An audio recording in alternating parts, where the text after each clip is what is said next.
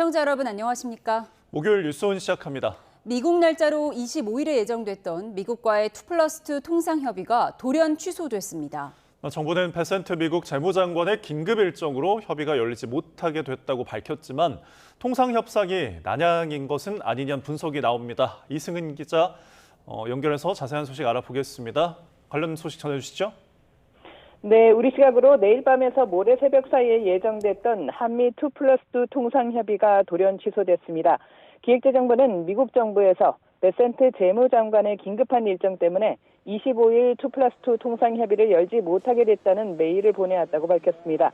그러면서 미국이 조속한 시일 안에 협의를 개최하자고 제의했고 최대한 빠른 시일 내 일정을 잡을 계획이라고 밝혔습니다. 미국이 메일을 보내온 시각은 아침 9시, 구윤철 부총리의 출국을 1시간 반 정도 앞둔 시각이었고 구 부총리는 공항에서 발길을 되돌렸습니다. 상호 관세 25% 부과를 일주일 앞두고 열리려던 협의가 취소된 건데 파장이 커지자 기재부는 미국이 여러 차례 미안하다는 언급을 했다고 강조했습니다. 그러면서 여한구 통상교섭본부장과 미국 무역대표부 대표와의 협의, 김정관 산업부 장관과 미 상무부, 에너지부 장관과의 만남도 계획대로 진행될 것이라고 밝혔습니다. 하지만 8월 1일 관세 협상 시한 안에 날짜를 다시 잡기 쉽지 않을 것이라는 전망이 나옵니다. 트럼프 미 대통령은 오는 25일부터 29일까지 스코틀랜드 방문 일정이 있고 베센트 장관이 동행할 가능성이 있습니다. 어제 일본은 25% 상호 관세를 15%로 낮추는 대신에 알래스카 LNG 사업을 포함해 우리 돈 759조 원 규모 대미 투자를 약속했고 쌀과 자동차 등 미국산 물품 수입을 늘리기로 하고 협상을 타결지었습니다. 하지만 우리나라는 일본 경제 규모의 절반에 못 미치는 데다 법인세 증세 이슈 속에 대규모 투자를 약속하기엔 무리가 있고 농축산물 등 비관세 장벽 완화에 대한 내부 반발도 거센 상황입니다. 또 관세는 관세대로, 안보는 안보대로 별개 협상을 선호하는 미국이 통상과 외교 안보 현안에 일괄 타결을 원하는 우리나라를 길들이기 하고 있다는 분석도 나옵니다. YTN 이선입니다. 한미 2+2 고위급 협의가 연기된 데 대해 정부 당국자는 미국 측의 입장이나 인식이 반영된 건 아니라는 판단을 내놨습니다. 주요 외신들도 협의 연기 소식을 빠르게 전하며 미국 당국자들이 다양한 협상에 몰려있는 상황을 배경으로 꼽았습니다. 워싱턴에서 신윤정 특파원이 보도합니다. 정부 당국자는 협의 취소 통보 직후 취재진에 스콧 베센트 미 재무장관의 급한 사정 때문에 취소된 것이지 한국과의 협상과 관련한 다른 내포된 의미가 있다고 보긴 어렵다고 밝혔습니다. 근거로 방미 중인 김정관 산업부 장관과 여한구 통상교섭본부장이 하워드 러트닉 미 상무장관, 제이미슨 그리어 미국 무역대표부 대표 등과의 일정을 차질 없이 추진하고 있다는 점을 들었습니다. 외신들은 2+2 고위급 협의 연기 소식을 발빠르게 전했습니다.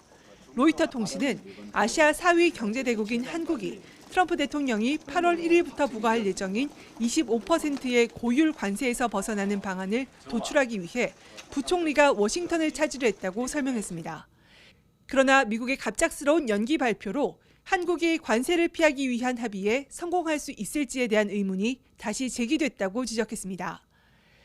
미국 측이 협의를 연기한 이유에 대해서는 당국자들이 중국, 유럽연합 등 다양한 협상에 몰려있는 상황이라고 설명했습니다.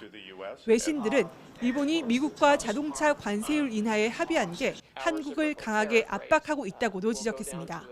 블룸버그 통신은 일본의 무역 합의가 한국에 큰 부담으로 작용하고 있다며 한국이 일본과 비슷한 합의를 이루지 못하면 글로벌 자동차 경쟁에서 뒤처질 수 있다고 보도했습니다. 피터 나바로 백악관 무역 제조업 담당 고문 역시 블룸버그 TV에 출연해 한국 차와 독일 차에 25%의 관세가 부과된 상황에서 일본 자동차에 비해 불리해졌다고 언급했습니다. 이런 가운데 한국 정부가 트럼프 미국 행정부와의 관세를 포함한 통상협상에서 미국에 투자하는 펀드 설립을 논의하고 있다는 보도도 나왔습니다. 블룸버그 통신은 이 사안에 정통한 소식통들을 인용해 미국이 한국에 수백억 달러 규모의 투자 약속을 요구했다고 전했습니다. 하워드 러트닉 상무장관은 이 과정에서 대미 투자액으로 일본에 처음 제시한 것과 같은 4천억 달러, 약 548조 원을 제안한 것으로 알려졌습니다. 한미 간 협상 역시 자동차를 포함한 관세율을 25%에서 15%로 낮추는 데 초점이 맞춰지고 있다고 소식통들은 전했습니다. 워싱턴에서 YTN 신윤정입니다. 위성락 대통령실 국가안보실장이 미국에서 마코 루비오 미 국무장관 겸 국가안보 보좌관을 만나지 못했다는 보도와 관련해 대통령실은 미국 측 접촉 인사를 구체적으로 밝히는 건 제한된다는 입장을 내놨습니다. 대통령실은 오늘 공지를 통해 위 실장은 이번 방미 기간 미 행정부 내외 인사들을 만나 우리 정부의 입장을 충분히 설명했다며 이같이 밝혔습니다. 위 실장은 다음 달 1일 미국의 25% 상호 관세율 적용을 앞두고 통상과 안보를 총망라한 패키지딜 협의를 위해 지난 20일에 미국으로 출국했고 오늘 귀국합니다. 이재명 대통령이 오늘 이재용 삼성전자 회장과 저녁 식사를 함께할 예정인 것으로 알려졌습니다. 한미 간 관세 협상 시한이 얼마 남지 않은 만큼 실제 만남이 이뤄질 경우 삼성의 미국 투자 전략 등이 논의될 가능성이 있습니다. 대통령실은 다만 이 대통령과 이 회장의 만남에 관한 질문에 확인하기 어려운 내용이라고 밝혔습니다. 코스피가 미국 관세 협상 기대감과 SK 하이닉스의 역대 최대 실적에 힘입어 장중 3,230선 연고점을 새로 썼습니다. 하지만 한미 통상 협상 연기 소식에 오름폭이 줄면서 3,190선에서 거래를 마쳤는데요. 취재기자 연결해서 자세히 알아보겠습니다. 손유정 기자, 조금 전 정규 거래가 마무리됐는데 코스피 지수는 어떤가요? 네, 1% 가까운 오름세로 출발한 코스피는 장중 3,237.97을 기록하며 연고점을 또 한 번 다시 썼습니다. 미국이 일본에 이어 유럽연합과도 관세 협상 합의점에 다가가면서 시장의 투자 심리가 살아난 덕분입니다. 다만 내일 밤 예정됐던 한미 2+2 통상협의가 연기됐다는 소식이 전해지자 분위기가 달라졌습니다. 상승분을 반납하며 3,200선이 무너졌고 한때 3,180 초반까지 밀려났습니다. 코스피는 조금 전 3,190.45로 장을 마쳤습니다. 외국인과 기관이 각각 7,300억 원, 1,200억 원 넘는 주식을 사들였지만 개인 투자자가 9,000억 원 넘게 매도 우위를 나타냈습니다. 코스닥도 내림세로 전환돼 어제보다 0.45% 내린 809.89로 장을 마쳤습니다. 원달러 환율은 미국과 주요국의 무역 협상 기대감에 위험 선호 심리가 회복되면서 오후 3시 반 기준 1,367.2원으로 내렸습니다. 네, 이런 가운데 오늘 현대차의 2분기 실적도 발표됐습니다. 미 관세 여파로 영업이익이 크게 줄었다고요? 네, 미국의 자동차 관세 여파로 현대차의 올해 2분기 영업이익이 10% 넘게 줄었습니다. 현대차는 연결 기준 올해 2분기 영업이익은 3조 6,016억 원으로 지난해 2분기보다 15.8% 감소한 것으로 잠정 집계했습니다. 지난해까지 최대 실적 흐름을 이어가던 현대차의 영업이익이 10% 넘게 감소한 건 지난 2020년 3분기 이후 5년 만입니다. 다만 매출은 48조 2,867억 원으로 분기 기준 역대 최대를 기록했습니다. 매출은 늘었지만 영업이익이 줄어든 것은 지난 4월부터 부과된 미국의 자동차 관세 여파로 쉽게 말해 차는 잘 팔았지만 관세가 수익성을 끌어내린 겁니다. 이와 함께 오늘 SK하이닉스의 2분기 성적표도 공개됐는데요. 인공지능 반도체 핵심인 고대역폭 메모리 판매 호조로 영업이익은 9조 2천억, 매출은 22조 2천억 원을 달성하며 사상 최대 분기 실적을 냈습니다. 지금까지 한국거래소에서 YTN 손유정입니다. 지난달과 이번 달이 기상 관측 이래 가장 뜨거웠던 6월과 7월로 기록됐습니다. 역대급 무더위는 토요일인 모레 절정에 이를 것으로 보입니다. 취재기자 연결해 자세히 들어보겠습니다. 고한석 기자, 올해 여름 초입부터 역대 가장 더웠다고요? 네, 기상청이 오늘 관련 통계를 발표했습니다. 지난달 1일부터 지난 22일까지 그러니까 여름 시작 무렵부터 지금까지 52일간 일 최고기온 평균은 29.4도입니다. 지난해보다 0.7도 높아서 기상 관측망이 전국적으로 확충된 1973년 이후 같은 기간 1위입니다. 밤더위도 역대급이었습니다. 같은 기간 밤 최저기온 평균은 20.6도로 지난해보다 0.6도 높았습니다. 역시 역대 1위입니다. 33도 이상 폭염일수와 25도 이상 열대야 일수는 역대 2위를 나타냈습니다. 해수면 온도 상승, 수증기량 증가, 북극 제트기류 약화에 따른 고기압 정체 등 기후위기의 복합적인 요인이 작용한 결과 역사상 가장 뜨거운 6월과 7월로 기록됐습니다. 네, 오늘 더위도 만만치 않은데요. 지역별로 알려주시죠. 네, 전국 대부분 지역에 폭염 경보가 발효된 가운데 경북 안동은 오후 2시 반에 37.3도를 기록했습니다. 서울 광진구도 36.6도까지 올랐고 경기도 가평과 파주, 대구와 대전, 강원도 강릉, 충남 공주 등에서 36도를 넘었습니다. 오늘 전국 예상 최고 기온은 서울과 대구, 광주, 전주가 36도, 안동과 청주 35도 등입니다. 폭염특보 상황을 보면 서울을 비롯한 수도권, 경상, 전라권과 충남, 강원 동해안 등 전국 대부분 지역에 폭염 경보가 발령됐습니다. 오존 농도는 강원 영동과 제주를 뺀 전국에서 나쁨 수준으로 집계했습니다. 오존은 호흡기를 자극하기 때문에 관련 질환자는 되도록 외출하지 않는 것이 좋습니다.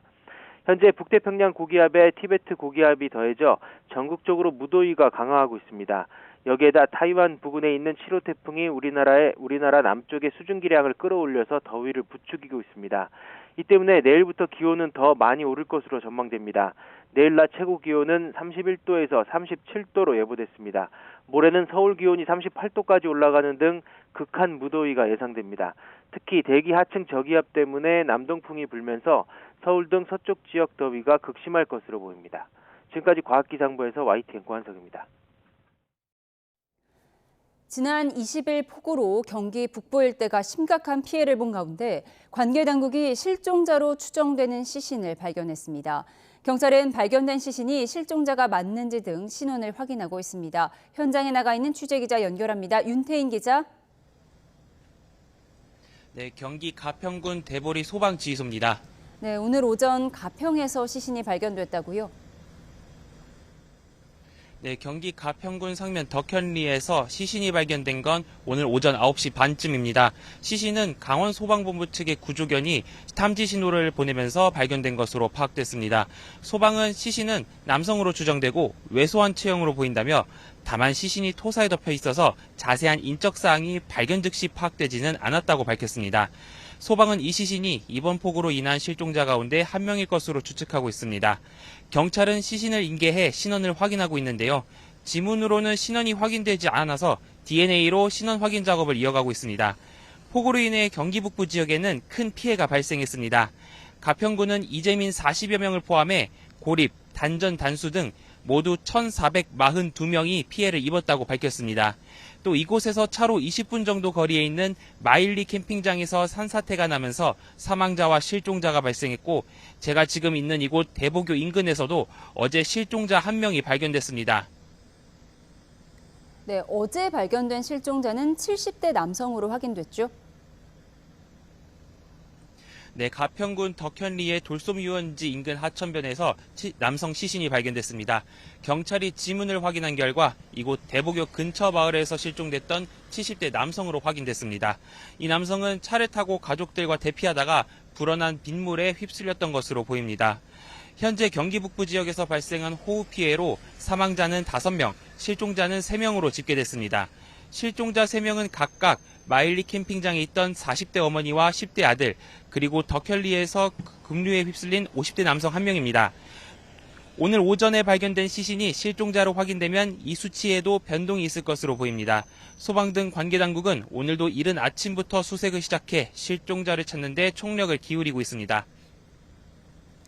네, 실종자 수색은 어떻게 진행되고 있습니까?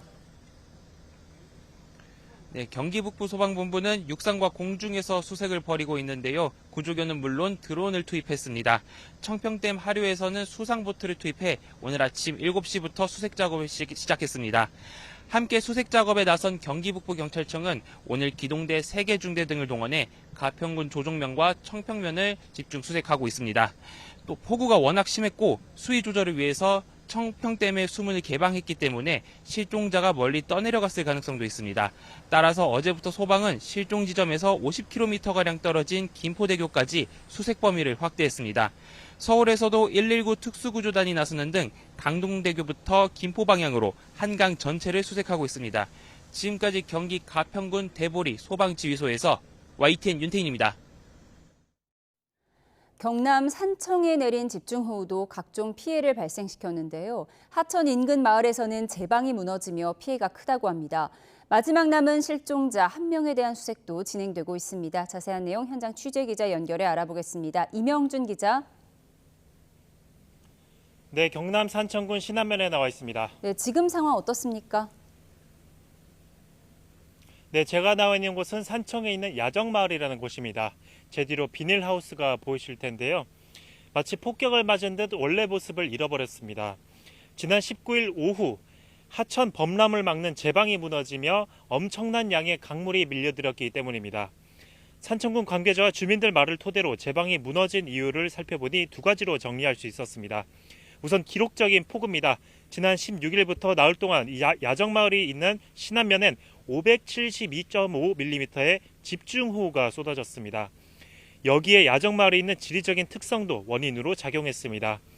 야정마을은 신등청 등 하천 2개가 만나는 지점에 자리 잡고 있습니다. 여기에다 야정마을 앞을 흐르는 양천강이 직선 형태가 아닌 곡선 형태다 보니 많은 양의 빗물이 빠르게 빠져나가지 못했다는 겁니다. 야정마을은 인명피해는 없지만 시설 피해가 큽니다. 한눈에 봐도 비닐하우스 수백 동이 폭삭 주저앉아 있는 모습을 확인할 수 있었습니다. 이런 가운데 남은 실종자 1명을 찾는 수색 작업도 이어지고 있습니다. 경남소방본부는 오늘 새벽 6시부터 사고 현장에서 실종자 수색을 재개했다고 밝혔습니다. 수색당국은 인력 440명과 장비 110여 대를 동원해 남은 1명이 실종된 곳으로 추정되는 신등면을 중심으로 수색을 진행하고 있습니다. 또 하천으로 떠내려갔을 가능성도 염두에 두고 수색을 벌이고 있습니다. 이번 집중호우로 산청에선 모두 13명이 숨졌습니다. 지금까지 경남 산청에서 YTN 이명준입니다. 갑질 논란 끝에 강선우 의원이 여성가족부 장관 후보자직에서 사퇴했지만 정치권에서는 여전히 이어지고 있습니다. 민주당은 당권 주자들 사이 엇갈린 반응에 시선이 집중되고 있는데 국민의힘은 연속된 인사 실패를 정조준하며 파상 공세를 이어갈 태세입니다. 국회 취재기자 연결합니다. 박정현 기자. 네, 국회입니다. 네, 그동안 엄호로 버텨온 민주당 지도부 어쨌든 강 의원 사퇴로 부담을 덜게 된 셈인데 우선 오늘은 수해 현장으로 향했다고요? 네, 오전부터 가평을 찾아 수해 지역 복구를 도왔는데요. 아직 오늘 지도부 차원에서 강 의원 관련 언급은 없었는데 전반적으로 말을 아끼는 분위기입니다. 여당으로서 엄호 외에 별 방법이 없었지만 여론이 줄곧 좋지 않았던 만큼 결국 해답은 후보자 스스로 결단하는 수밖에 없었던 게 지도부 설명인데요. 같은 당 동료로서 강 의원이 현역 불패를 깬 불명예를 썼다는데 동정론도 적잖습니다. 한준호 최고위원 발언입니다. 저희가 더 이상의 선택지는 없는 거죠. 다만 그 사이에서 후보자 당사자가 결정을 할 수 있는 마지막 선택지가 남아있던 건데 어쨌든 갑질 논란은 일단락된 셈인데 강 의원 사태에 당권 주자인 정청래, 박찬대 두 후보가 각기 다른 반응을 내놓은 건 주목할 만한 부분입니다. 어제 박찬대 후보는 강 의원이 사퇴를 표명하기 17분 전 SNS를 통해 사퇴를 촉구했는데 이게 이른바 명심 논란으로 번졌습니다. 친명계 핵심으로서 박 후보가 이재명 대통령과 미리 교감한 게 아니냐는 겁니다.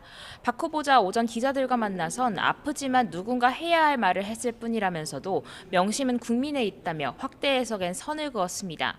반면 정청래 후보는 SNS에 동지란 이기든 지든 함께하고 함께 비를 맞는 거라며 인간 강선우를 인간적으로 위로한다는 메시지를 냈습니다. 정 후보 측은 YTN에 정 후보도 사태를 미리 알았지만 딱히 티를 내진 않았을 뿐이라며 불편한 심기도 내비쳤습니다. 네, 이번엔 국민의힘 상황도 알아보죠. 네, 송원석 비상대책위원장은 오늘 회의에서 끝내 피해보자 진의 사과는 단 한마디도 없었다 질타하며 국회 윤리위원회에 제소하겠다고 밝혔습니다. 동시에 대통령실 인사참사가 반복되고 있다 지적했는데 다른 장관 후보자로 칼끝을 돌려 대여투쟁을 이어가겠다는 계획도 엿보입니다. 한두 번은 실수라고 해명하겠지만 3번, 4번 반복되면 실수가 아니라 실력입니다. 부실하다는 수준을 넘어서 애초에 인사검증 시스템 자체가 존재하지 않았다는 당장 이 대통령이 오늘까지 보고서 재송부를 요청한 안규백 국방부 장관 후보자로도 전선을 확대하는 흐름인데요. 앞서 국방부 장관 후보자가 병적 기록을 내지 않는 법이 어딨냐며 보고서 합의 채택이 어렵다는 입장을 고수해왔는데 송 비대위원장은 최상병 사건 관련 임성근 전 사단장과 안규백 후보자 사이 통화 내역이 나온 사실을 거론하며 거듭 압박 수위도 올렸습니다. 이런 가운데 국민의힘도 당권 레이스가 한창입니다. 주진우 의원도 전당대회 공식 출마를 선언했는데요. 전임 정부 대통령실 법률비서관을 지낸 주 의원은 잘못된 과거와 단절은 필수라며 젊고 강한 보수를 되살리겠다고 강조했습니다. 한동훈 전 대표는 SNS를 통해 불출마를 밝히며 윤 어게인 대신 보수 어게인이 돼야 하고 현장에서 국민과 당원이 주인이 되는 정치를 하려 한다고 밝혔습니다. 안철수 의원은 오늘 오세훈 시장과 만났는데 두 사람은 인적 쇄신을 포함한 당내 개혁에 공감대를 이뤘다고 안 의원은 설명했습니다. 당권 레이스가 찬탄 반탄 대결 구도로 흐르는 모습인데 어제 의원총회에선 윤희숙 혁신안엔 별다른 결론을 내리지 못하는 등 내용은 아직 가라앉지 않고 있습니다. 지금까지 국회에서 전해드렸습니다. 공직선거법 위반 등 혐의로 2심 재판을 받은 더불어민주당 의원들의 희비가 엇갈렸습니다. 양문석 의원은 당선 무효형이 유지됐지만 이상식 의원은 벌금 90만 원으로 감형돼 의원직을 지킬 수 있게 됐습니다. 취재기자 연결해서 자세한 내용 들어보겠습니다. 양동훈 기자, 각각의 선고 내용 전해주시죠. 네, 수원고등법원은 조금 전인 오후 2시 20분 더불어민주당 양문석 의원의 공직선거법 위반 등 혐의 선고 공판을 열고 1심 판단이 정당하다며 항소 기각 판결했습니다. 앞서 1심에서는 대학생 딸의 명의로 사업자 대출 11억 원을 받아 아파트 구매 자금으로 쓴 사기 혐의를 유죄로 보고 징역 1년 6개월에 집행유예 3년을 선고했고 사기 대출 의혹이 불거지자 은행에서 먼저 제안했다며 허위 해명글을 올리고 아파트 가격을 축소 신고한 공직선거법 위반 혐의는 벌금 150만 원을 선고했는데 이 판결이 그대로 유지된 겁니다. 선출직 공무원은 공직선거법 위반 혐의로 벌금 100만 원 이상이 확정되면 당선 무효가 되고 이외 혐의로 징역형이 집행유예 이상의 형이 확정될 경우 당연 퇴직 처리되는데 양 의원은 두 경우 모두에 해당합니다.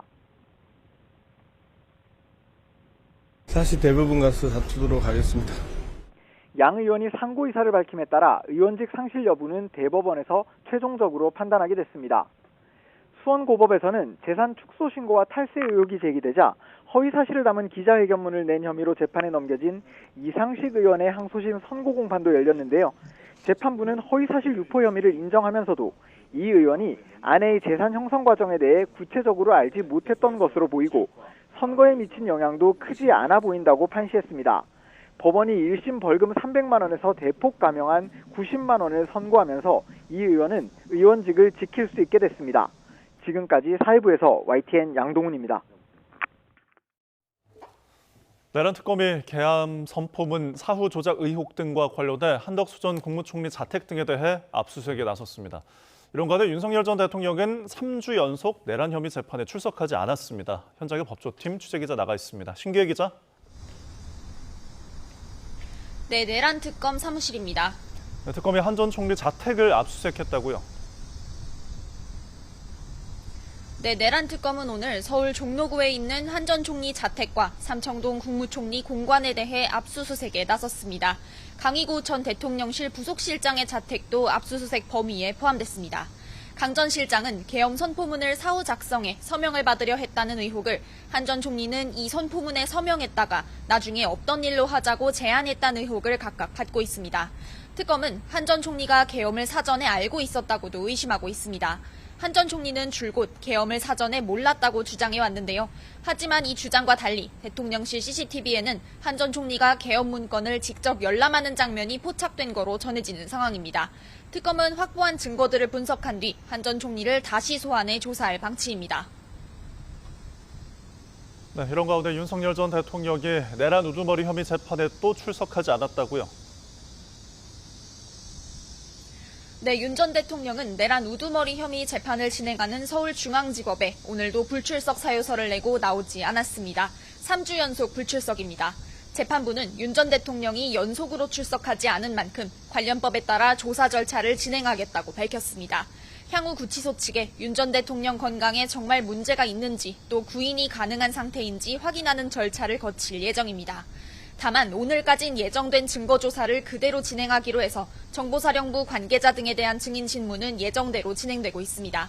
특검은 윤 전 대통령이 구속적부심 등에는 정상 출석했다며 법원에 구인장을 발부해 줄 것을 촉구했고 변호인 측은 건강 문제뿐 아니라 특검의 수사 절차에도 항의하는 의미로 재판에 불출석하는 거라며 맞섰습니다. 이런 가운데 내란 특검이 기소한 윤 전 대통령의 직권남용 등 혐의 사건은 다음 달 19일 첫 공판 준비 기일이 열릴 예정입니다. 네, 최상병 특검의 수사 상황은 어떻습니까? 네, 특검은 오늘 김계환 전 해병대 사령관의 비서실장이었던 김화동 대령을 참고인으로 불러 조사하고 있습니다. 김 대령은 최상병 사건 이첩 보류 지시가 있었던 회의에 참석한 인물로 사건 이첩 당일인 재작년 8월 2일엔 대통령실에 파견된 김영래 대령과 통화한 사실이 드러나기도 했습니다. 특검은 김 대령을 상대로 사건 이첩을 둘러싼 의사결정 과정 전반을 따져볼 거로 보입니다. 임성근 전 사단장 구명로비 의혹과 관련한 수사도 이어지고 있습니다. 오늘 구명로비 의혹 제보자 이관영 씨의 자택은 물론 멋쟁해병 대화방의 다른 관계자들을 대상으로 압수수색을 진행한 겁니다. 김건희 여사와 친분이 있는 이종호 전 블랙펄 인베스트먼트 대표가 멋쟁해병 대화방에 함께 속해 있던 임 전 사단장의 구명로비를 벌였다는 게 의혹의 골자인데요. 특검은 오늘 압수수색을 통해 당시 대화방 관계자들이 어떤 논의를 했는지 등이 담긴 자료를 확보할 거로 보입니다. 지금까지 내란특검 사무실에서 YTN 신기입니다. 김건희 여사 특별검사팀은 통일교 현안 청탁 의혹과 관련해 코이카 등에 대한 압수수색에 나섰습니다. 특검은 김 여사 최측근으로 꼽히는 전 행정관들에게 내일 출석을 통보했는데요. 취재기자 연결합니다. 안동준 기자. 네, 서울 광화문에 있는 김건희 특검 사무실입니다. 네, 먼저 코이카의 압수수색 내용부터 전해주시죠. 네, 특검은 오후부터 이 코이카 사업 전략실과 이 동남아시아 관련 부서들에 대한 압수수색에 나섰습니다. 이 통일교회 회계 감사를 담당한 것으로 알려진 3일 회계 법인도 오늘 압수수색 대상에 포함된 것으로 파악됐습니다. 이 특검이 압수수색에 나선 건 이 통일교회 캄보디아 공적개발 원조 사업에 대한 자료를 확보하기 위해서인데요. 해당 사업은 건진법사 전성배 씨 청탁 의혹에서 이 통일교회 현안 가운데 하나로 등장합니다. 이 청탁이 이뤄진 것으로 의심되는 시기 이 정부는 5년간 이 캄보디아에 대한 대외경제협력기금 차관 지원 한도를 기존 7억 달러에서 15억 달러로 늘렸는데요. 앞서 특검은 지난 22일 해당 의혹을 수사하기 위해 기획재정부와 외교부, 수출입은행 본점 등을 압수수색했습니다. 네, 특검은 또 김건희 여사 최측근들에게 잇따라 소환을 통보했다고요. 네, 특검은 유경옥 전 행정관과 정지원 전 행정관에게 각각 내일 오전 10시와 오후 5시에 출석하라고 통보했습니다. 이들은 어제 조사를 받은 조연경 전 행정관과 함께 김건희 여사 최측근이라는 이른바 문고리 3인방이라고 통하는 인물입니다. 이 특검은 김 여사가 고가 명품을 수수한 사건과 관련해 이들을 소환해 조사할 예정이라고 밝혔는데요. 통일교 측이 현안 청탁을 위해 김 여사 측에 명품 가방과 목걸이를 전달했다는 의혹이 수사 대상이 될 것으로 보입니다. 또 지난 2022년 나토 순방 당시 김 여사가 착용한 명품 목걸이가 재산 신고에서 빠져 논란이 됐는데요. 해당 목걸이의 출처와 대가성 여부를 캐물을 것으로 전망됩니다. 네, 오늘 특검 브리핑에서 나온 내용들도 정리해 주시죠. 네, 특검은 다음 달 6일 출석을 통보한 김건희 여사 측이 오늘 의견서를 제출했다고 밝혔는데요. 혐의별로 나눠 각각 다른 날짜에 조사하되 각 소환조사 사이 최소 3일에서 4일간 휴식을 보장하고 오후 6시에는 조사를 마쳐달라는 내용이 담겼습니다. 이 특검은 법과 원칙에 따라 소환조사를 진행할 것이라며 사실상 이를 거절했습니다. 이 특검은 오늘 김예성 씨가 지분을 보유한 IMS 모빌리티의 전신인 비마이카 전 대주주 이모 씨를 불러 조사하고 있다고 밝혔는데요. 이 씨는 지난 2017년 자신이 소유한 지분을 김예성 씨에게 판매한 것으로 알려졌는데 특검은 이 씨가 지분을 헐값에 넘긴 것이 아닌지 의심하는 걸로 알려졌습니다. 또 특검은 어제 2차 조사를 진행한 이종호 전 블랙펄 인베스트 대표에 대해 변호사법 위반 혐의 피의자 신분으로 다음 주 수요일 3차 소환을 진행한다고 설명했습니다. 지금까지 김건희 특검 사무실에서 YTN 안동준입니다. 네, 조금 전 들어온 속보 전해드립니다. 폭염이 계속되는 가운데 어제 하루 온열 질환으로 응급실을 찾은 환자가 100명이 넘은 것으로 나타났습니다. 질병관리청 자료를 보면 어제 하루 동안 응급실을 찾은 환자가 107명, 그중 1명이 사망한 것으로 추정됐습니다. 지역별로 보면 경기 지역이 21명으로 가장 많았고요. 지난 5월 15일부터 누적 온열 질환자 숫자는 1,979명이고 추정 사망자는 10명으로 집계됐습니다.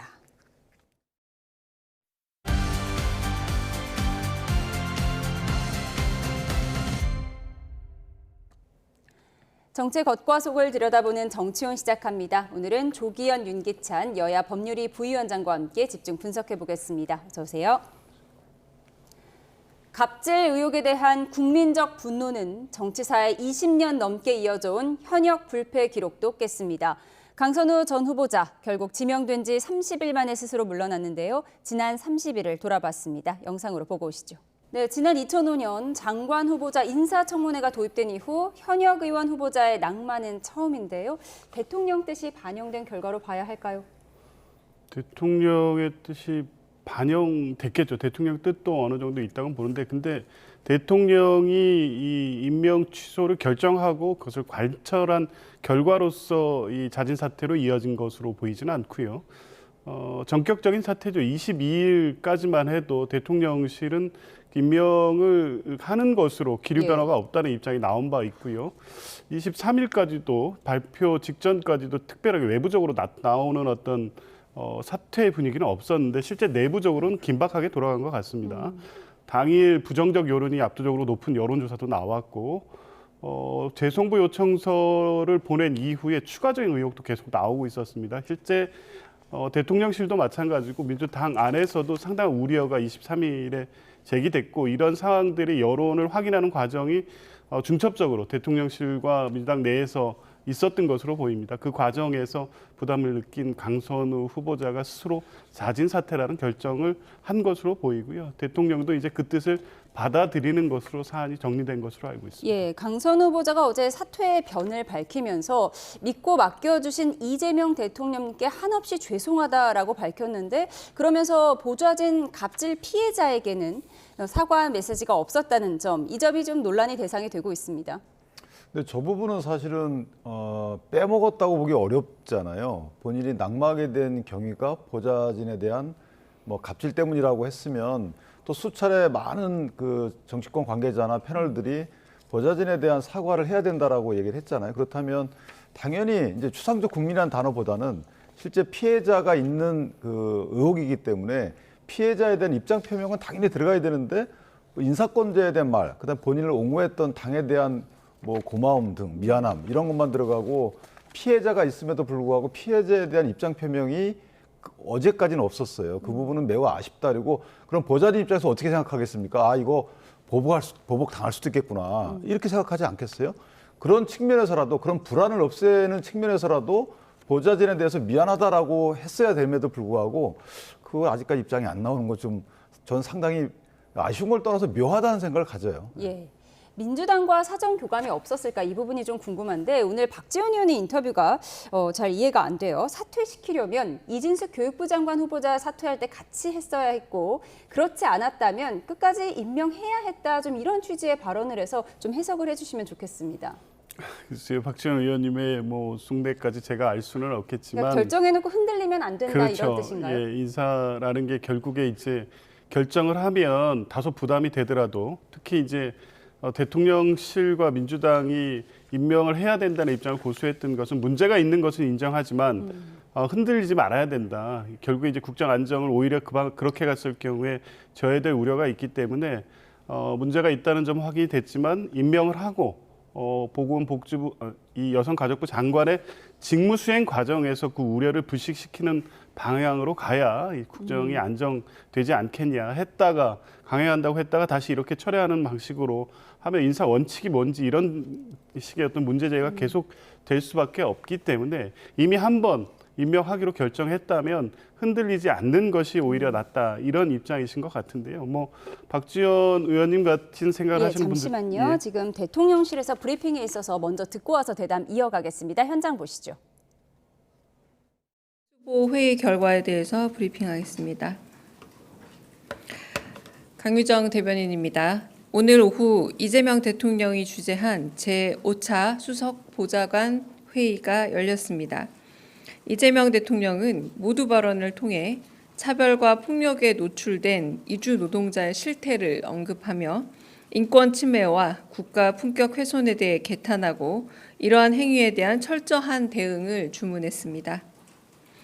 또한 공직자의 복무 기간과 관련해 허위, 부실 및 조작 보고에 대해 강하게 질타하고 경고했습니다. 허위, 부실 및 조작 보고가 상황 판단을 오인하고 해결을 더 어렵게 한다며 순간의 책임을 모면하기 위한 공직사회의 거짓 보고가 오히려 위험을 더 높인다고 강하게 질책했습니다. 한편 이재명 대통령은 해양 쓰레기를 비롯해 대한민국 곳곳에 쓰레기 투기가 많다면서 국토 대청소 개념을 도입하든 공공근로 일자리 사업을 확대하든 방안을 마련해야 한다고 언급했습니다. 또한 이 대통령은 일선 검찰에서 민생 사건의 처리가 늦어져 시민들이 불편을 겪고 있는 사항은 없는지 자세히 살펴보고 검토, 보고하라 지시했습니다. 이상입니다. 질문 받겠습니다. 네, 박기석 기자 먼저. 네. 네, 강유정 대변인의 브리핑 듣고 오셨습니다. 이재명 대통령 주재 수석보좌관 회의 개최한 내용이었고요. 공직자의 허위, 조작 보고에 대한 질타를 했다는 내용이었습니다. 자세한 소식은 들어오는 대로 추가로 전해드리도록 하겠습니다. 대담 이어가겠습니다. 강선우 후보자 사퇴 소식 짚어보고 있었는데요. 어제의 상황 변화의 결정타는 결국 민주당 대표 선거에 출마한 박찬대 의원의 SNS였다는 이야기도 나오고 있습니다. 어제 대체 물밑에서 어떤 일이 있었던 걸까요? 영상으로 정리를 했습니다. 네, 시간이 아주 묘합니다. 박찬대 민주당 당대표 후보가 강 후보자는 스스로 결단을 내달라며 글을 올린 지 17분 뒤에 실제로 강 후보자가 사진 사퇴했습니다. 그리고 20분쯤 뒤 박 후보는 결단을 내려줘서 감사하다는 글을 올렸죠. 그래서 박 후보가 대통령과 교감이 있었던 것인지 궁금해지고 있습니다. 오늘 들어보시죠. 박찬대와 대통령께 사이 교감이 있었던 거 아니냐. 박찬대에게 이재명 대통령의 마음이 있다. 명심이 어디에 있는가. 저는 이번에 전당대회는 명심이 어디에 있느냐라고 하는 부분에 대해서 많은 분들이 관심을 갖고 있지만 분명한 것은 명심은 국민들에게 있습니다. 네, 명심이 박찬대 의원에게 있는 건지의 해석을 두고 당내 의견이 엇갈리고 있는데요. 들어보시죠. 정청래 의원님이 그 지지층을 조금 대변했다면 박찬대 의원님이 대통령실을 대변한 느낌이 없지는 않았습니다. 오비일학일 수도 있어요. 우연의 일치라고 하더라도 박찬대 후보 측에서는 그러한 게 싫지 않을 거예요. 그러나 정청래 후보 측에서는 좀 민감하게 받아들일 수도 있죠. 네, 이렇게 박지원 의원이 민감하게 받아들일 수 있다고 말한 당대표 경쟁자 정청래 후보. 그동안 곧 장관님, 강선우 화이팅이라며 엄호해 왔는데요. 사퇴 이후에는 동지란 이겨도 함께 이기고 저도 함께 지는 것이라며 비가 오면 비를 함께 맞아주는 것이라고 강조했습니다. 그러면서 강 후보자를 위로한다고 밝혔는데요. 동지를 앞세워 강 의원을 위로한 건데 박 후보 측도 보좌진도 동지라며 맞받기도 했습니다. 이 오묘한 입장차와 타임라인 당대표 선거에 어떤 영향을 주게 될까요? 네, 어제 박찬대 후보가 SNS에 글을 올린 시점이 좀 묘하긴 합니다. 일단 만약에 강유정 대변인이 2시 30분에 강선우 후보가 사퇴 의사를 알려왔다. 그 대통령께 보고했다. 이런 발표만 없었으면 아주 묘하죠. 그러면 마치 박찬대 의원의 저 글이 실제 저 글 때문에 강선우 의원이 사퇴한 것으로 대중은 알아들었을 겁니다. 근데 이제 강유정 대변인이 실수한 건지 아니면 의도적으로 그렇게 한 건지 몰라도 2시 30분에 알려왔다는 이제 발표가 있었기 때문에 그렇다면 둘 중에 하나인 거죠. 만약에 박찬대 의원이 저 글을 올리기 전에 강선우 후보자를 만나서 대면해가지고 사퇴를 권고했든지 그래서 끌어냈든지 그게 근데 경우의 수는 확률은 적죠. 그렇다면 대통령실의 그 강선 후보자의 그 행방에 대해서 또 언행에 대해서 박찬대 의원의 정보를 습득했든지 그래서 그 글을 올렸고 그 글을 보고 나서 약 17분 뒤에 강선호 후보가 사퇴한 거. 어쨌든 외관상으로 보면 갈등 구도가 형성이 됐어요. 정청래 후보자는 강선호 의원에게 댓글을 다는 이런 분들께 어떤 그 호소를 하는 측면이고 박찬대 의원은 대통령의 뜻이 나한테 있다. 이것을 아마 지지층에게 알린 꼴인데 이게 어떤 구도를 갈지 모르는 게 일단 국회의원들 입장에서 보면 국회의원들을 옹호하는 동지회가 있을 수 있지만 또 한편 보면 보좌진에 대한 동지회도 있는 거거든요. 예. 민주당의 보좌진도 상당한 영향력 있는 이 지지층의 그런 식의 존재들이기 때문에 박찬대 의원의 동지회 또는 정청래 의원의 동지회 어떤 동지회가 더 지지층이 먹힐지 저도 궁금합니다. 예, 결단해라. 박찬대 의원의 SNS 글을 올린 지 17분 만에 강 후보자가 사퇴를 밝혔기 때문에 이 명심이 박찬대 의원에게 있는 것 아니냐 지금 이런 분석이 오늘 하루 종일 나오고 있는데요. 이 부분에 대해서 민주당 내에서 어떻게 보고 계세요? 그러니까 박찬대 후보 입장에서는 뭐 저런 분석이 뭐 싫지 않겠죠. 근데 이제 그건 해석의 문제인 거고요. 예. 실제 강유정 대변인의 브리핑 시점과 구체적으로 이 사의 표명한 시간 2시 30분으로 밝힌 이 과정 전체를 보면 대통령실에서는 그런 의도가 있었다면 저렇게 발표하지 않았을 겁니다. 그러니까 오히려 극도로 양측 누구에게도 이재명 대통령의 뜻이 누구한테 가 있다 이게 알려지거나 그렇게 해석되는 것을 경계하고 있기 때문에요. 그렇게 해석되기는 어려울 것 같고요.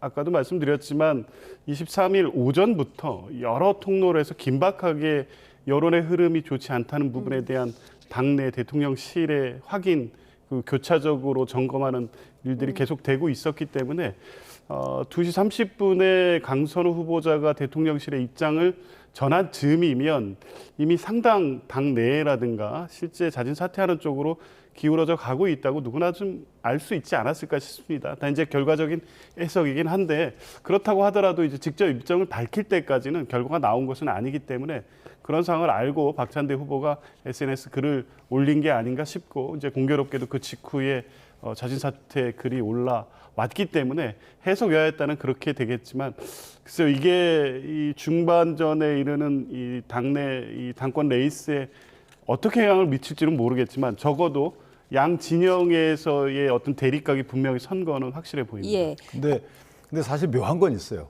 원래 이 정도로 고민스러울 경우에는 재송부 요청을 대통령께서 22일 날 하셨거든요. 그것도 뭐 2, 3일 정도만 시한이 텀을 오늘까지였잖아요. 그렇죠. 근데 그 재송부 요청을 한 거 자체가 저는 만약에 이건 뭐 저의 그냥 개인적인 생각인데 박찬대 의원에 대해서 마음이 있으시다면 이런 형태를 이런 상황을 만들기에 충분한 그런 식의 재송부 요청이었거든요. 재송부 요청한 이후에 강선 후보자에 대해서 뭐 추가적인 폭로가 있었지만 기존의 폭로를 넘어서는 폭로의 형태는 아니었어요. 그럼에도 불구하고 재송부를 하고 강선 후보자가 자진 사퇴 의사를 밝히고 공교롭게 또 박찬대 의원께서 SNS 글을 올리고 또 자진 사퇴 공개되고 이런 식의 전개되고 그 뒤에 정청래 의원은 나는 그래도 강선우 후보자를 응원한다.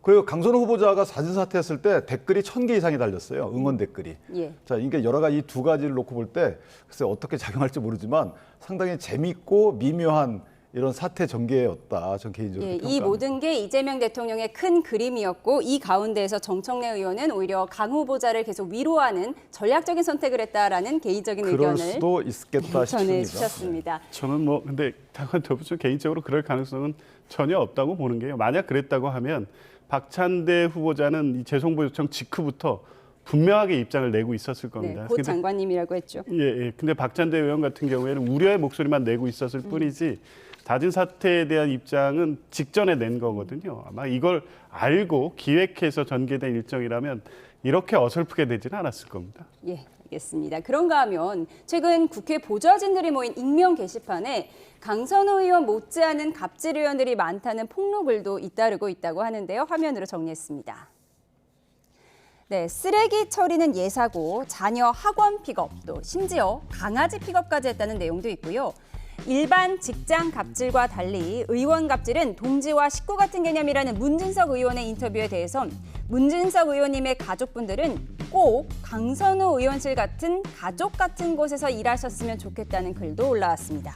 그런데 최근 영감님, 즉 의원이 갑자기 잘해준다며 반성문을 올리지 않으면 추가 폭로가 있을 거라는 글도 눈에 띄는데요. 전현직 의원들의 자성론도 나오고 있습니다. 양이원영 전 더불어민주당 의원이 강선우 여가부 장관 후보자를 겨냥한 공격은 마녀 사냥이라는 내용의 글을 썼다가 삭제한 사실이 알려졌는데요. 논란이 되면서 의원 재직 시절 양이 의원실이 원탑 갑질방이라고 저격당한 데 대해서도 사과했습니다. 최민희 의원은 막내 비서관에게 보좌진 처우 개선을 위한 법안을 마련해보라고 제안했다는데요. 들어보시죠. 왜 하필 막내 비서관이냐 이렇게 얘기하시던데 들어온 지 1년밖에 안 된 막내 비서관의 입장에서 이 문제를 봐야 된다고 봐서 네, 속보가 들어와서 먼저 전해드리겠습니다. 저희가 앞서 영상으로도 관련 내용을 보여드렸는데요. 국민의힘이 국회에 강선우 의원 징계 요구안을 제출했다는 속보입니다. 앞서 의원직 사퇴를 촉구하면서 갑질 피해자에게 사과가 없다 이렇게 비판하기도 했는데요. 국민의힘이 조금 전 강선우 의원에 대한 징계 요구안을 제출했다는 속보 전해드립니다. 두 분과 관련 내용 계속해서 짚어보겠습니다. 네, 국민의힘이 아침에 이런 내용을 발표하긴 했어요.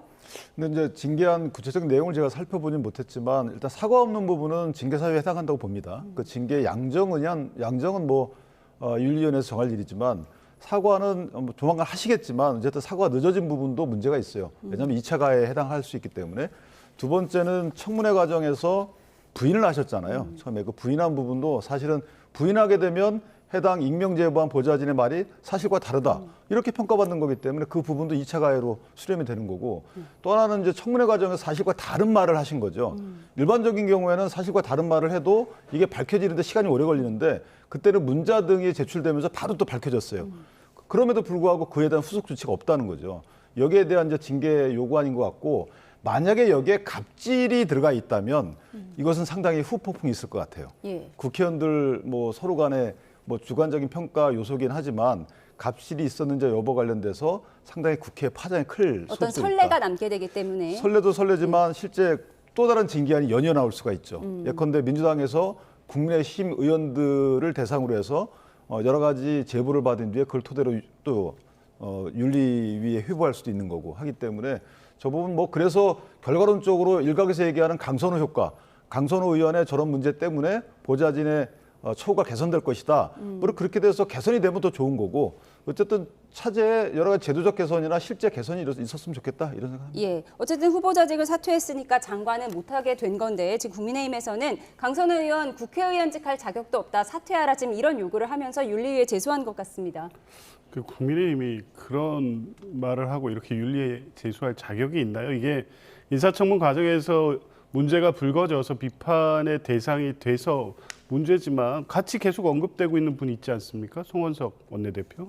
2021년 사례였고요. 그건 뭐 TV 화면으로 다 중계됐기 때문에 아 국회의원이 저런 식으로 당직자를 대하는구나. 전형적인 갑질이죠. 그리고 보이는 곳에서 이루어졌다는 점에서 어떻게 보면 사안 자체가 더 안 좋다고 볼 수도 있는데 그때 어떻게 했습니까? 당 윤리위원회 소집해서 아무 처분하지 않았습니다. 탈당했다가 4개월 만에 복당하는 식으로 그냥 유야무야 뭉개고 넘어갔거든요. 마치 갑질 관련해서 대단한 도덕적 우위에 있는 것처럼 할 문제는 아니고요.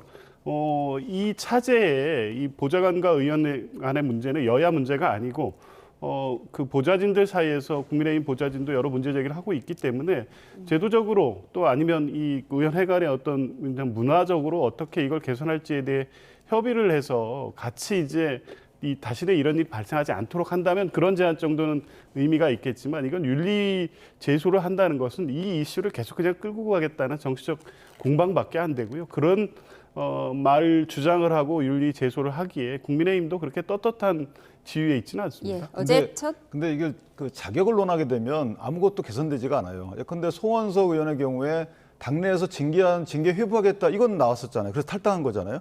그런데 국회 윤리 회부와 달리 민주당은 어떻게 움직이고 있습니까? 당내에서 징계 논의가 있나요? 징계 논의 있고 나서 탈당을 하든지 아니면 뭘 해야 되는데 지금 징계 논의가 전혀 없잖아요. 예전에 서영교 의원 같은 경우에 보좌진 관련해서 좀 무리가 있었어요. 그 당시에 문재인 정부 시절에. 그 당시에 서영교 의원에 대해서 당무감사를 시작했단 말이죠. 이런 식으로 당내 자정작용에 대해서 현안부터 해결해야 되는 것이고 현안은 도외시한 제도적 개선만 가겠다? 저는 이것도 피해자 쪽 입장에서는 마음에 차지 않는 거 아닐까 이런 생각은 들어요. 강선 의원 징계 요구안을 국민의힘이 제출했다는 속보 두 분과 짚어봤습니다. 그런가 하면 최동석 인사혁신처장을 두고도 내부 잡음이 계속되고 있습니다. 문재인 전 대통령을 원색 비난한 글이 잇따라 소환되면서 친문 진영과 대통령실 사이에 긴장감이 감도는데요. 어떤 말들이 문제가 되고 있는 건지 직접 들어보시죠.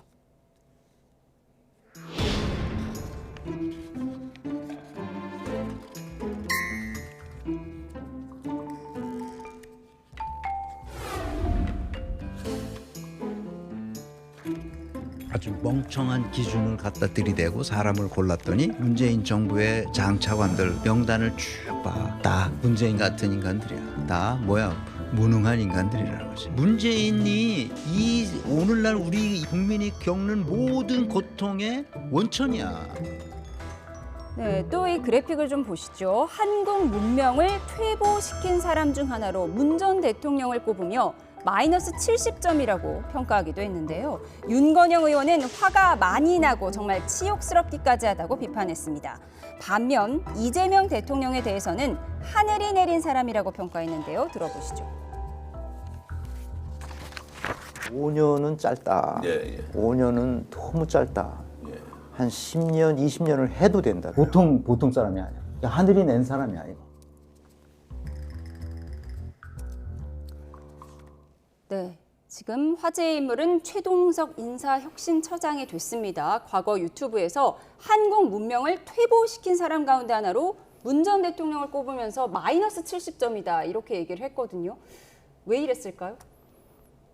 여러 발언들을 종합해 보면 문재인 정부의 본인의 어떤 평가로서 실패에 대해서 매우 극적인 발언들을 많이 했는데 말 자체가 저도 다 찾아봤지만 정제되지 않고 절제되지 않았어요. 거침없이 비판을 했고요. 이게 한 개인의 자격에 있을 때는 그런 의견 가질 수 있습니다. 그리고 비판 의견을 가진 분들도 있지만 이게 공직, 더군다나 인사혁신처장으로 임명됐을 때는 완전히 다른 문제입니다.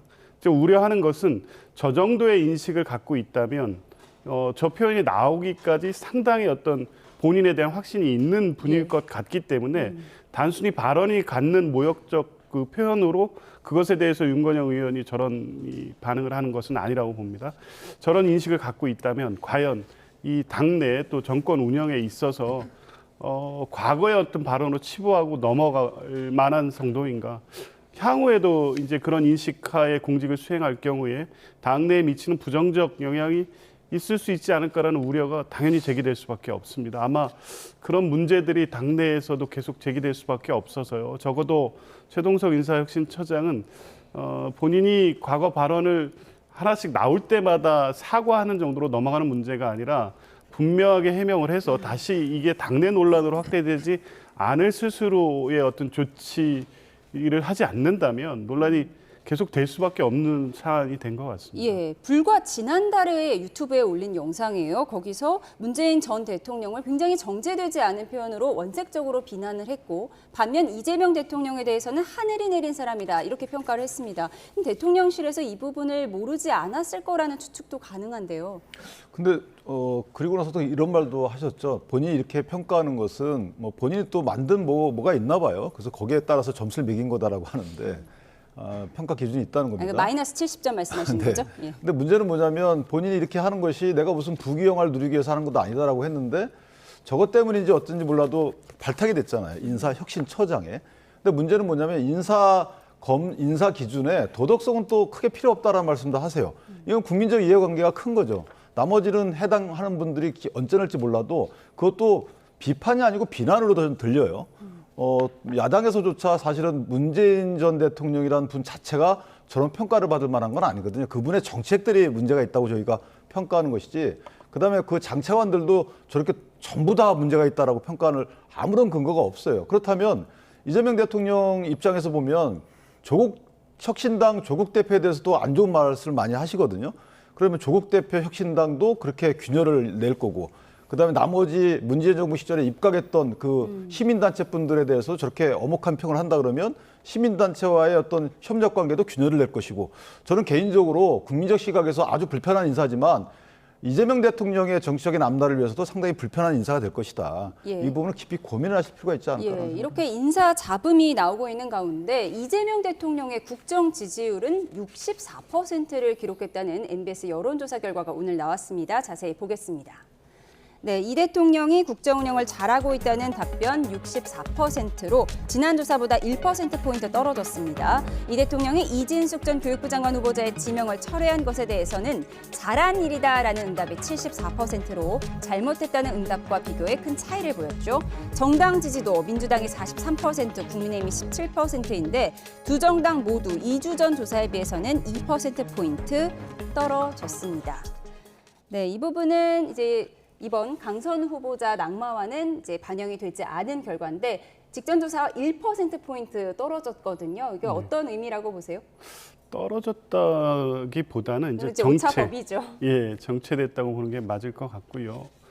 어쨌든 인사청문 과정에서 강선우 후보자 관련 논란이 부정적 영향을 끼친 부분도 있을 겁니다. 그런데 지금 이재명 정부 출범 이후에 여론의 추이를 보면 통상적인 헌임 기간에 국민적 기대가 반영되는 여론조사는 약간 다른 경향성을 보이고 있습니다.